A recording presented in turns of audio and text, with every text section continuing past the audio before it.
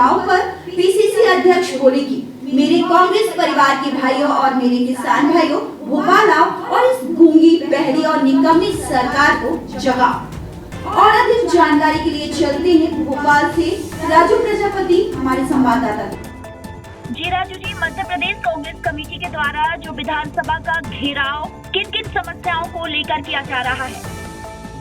अरणी जी, मैं बता दूं आपको कि 16 तारीख का जो विधानसभा का घेराव कांग्रेस कमेटी के द्वारा निर्धारित जो पहले से उन्होंने समय डिसाइड करा है, उसको लेकर कल रोशनपुरा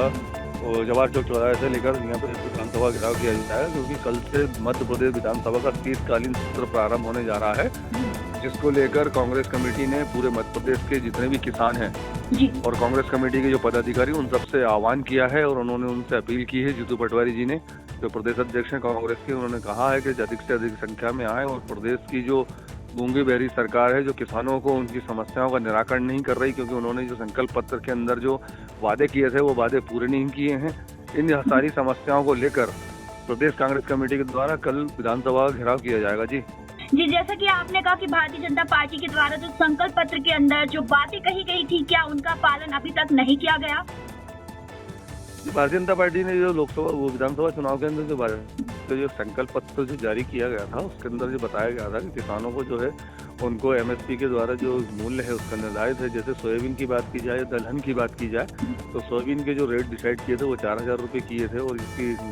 10,000 की बात की गई थी। तो लेकिन इस प्रकार से जो इनकी जो राशि है इनको मिल नहीं पा रही और किसानों को अभी देखा जा रहा है कि मध्य प्रदेश के अंदर और प्रदेश के अंदर जो कृषि मंत्री हैं, ऐदल सिंह कंसाना हुए चाहे शिवराज सिंह चौहान हुए, ये दोनों ही कृषि मंत्री हैं, केंद्रीय मंत्री हैं, प्रदेश के मंत्री हैं, लेकिन इसके बावजूद भी देखा जा रहा है कि मध्य प्रदेश के अंदर किसान जो है पानी हो, चाहे बिजली हो या चाहे खाद हो, बीज हो, इसके लिए लगातार लाइन में खड़ा हुआ। कई बार उन्होंने प्रदर्शन भी किए, धरने भी दिए, लंबी लंबी 5 बजे से लाइनें लगा के खड़े रहे किसानों को इतनी समस्याएं आ रही हैं प्रदेश के अंदर क्यों उनकी समस्याओं का निदान नहीं हो सका और ना ही उन्हें खाद बीज की पर्याप्त मात्रा में सुविधाएं उपलब्ध हो रही हैं। और जबकि संकल्प पत्र के अंदर भारतीय जनता पार्टी ने कहा था कि जो भी समस्याएं रहेंगी किसानों की उनका निराकरण किया जाएगा अगर हमारी सरकार बनती है, लेकिन इसके बावजूद देखा जा रहा है कि 1 वर्ष पूर्ण हो चुके हैं मोहन सरकार को, लेकिन मोहन बाबू के द्वारा अभी तक देखा जा रहा है कि किसी भी प्रकार से जो किसान हैं जो लगातार प्रदेश के अंदर परेशान दिखाई दे रहे हैं, उनकी समस्याओं का निराकरण नहीं हो रहा है। इन सारी समस्याओं को लेकर कांग्रेस के द्वारा एक जंगी प्रदर्शन किया जा रहा है, जो कल विधानसभा घेराव किया जाएगा। जी, जैसा कि आपने कहा कि प्रदेश में किन किन समस्याओं को लेकर किसान परेशान है, तो आपने किसान की समस्या बताई, इसके अलावा और किन समस्याओं को लेकर किसान परेशान है? किसानों को लेकर देखो, जैसा देखा जा रहा है कि लगातार 8 घंटे बिजली मिलती है, तो कहीं कहीं किसानों को बिजली भी पर्याप्त मात्रा में नहीं मिल पा रही है। और जो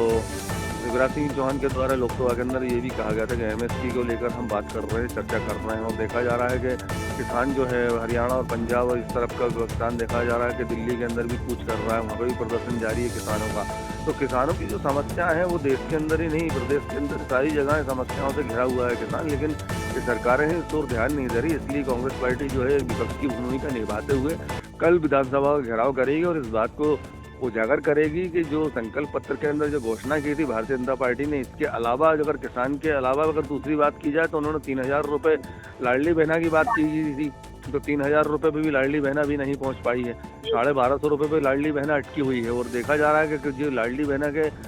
का जो राशि उपलब्ध होती है इसको लेकर स्थिति प्रदेश की धीरे धीरे देखा जा रहा है निरंतर खराब होती चली जा रही है। लगातार प्रदेश सरकार कर्ज ले लेकर किसी भी तरीके से इन योजनाओं को जिंदा रखने का प्रयास कर रही है, लेकिन ये कब तक चलता रहेगा ये तो आने वाला समय और वक्त ही बताएगा। लेकिन ये जो चीज़ें हैं, और दूसरी ओर देखा जा रहा है तो बेरोजगारी की भी एक बहुत बड़ी समस्या है, महंगाई की समस्या है। इन सारी समस्याओं को लेकर कांग्रेस लगातार निरंतर अपने जो मांगों को उठाती रहती है, प्रदेश की जनता के हित में उनकी आवाज़ बुलंद करती रहती है, बताती रहती है। लेकिन कल जो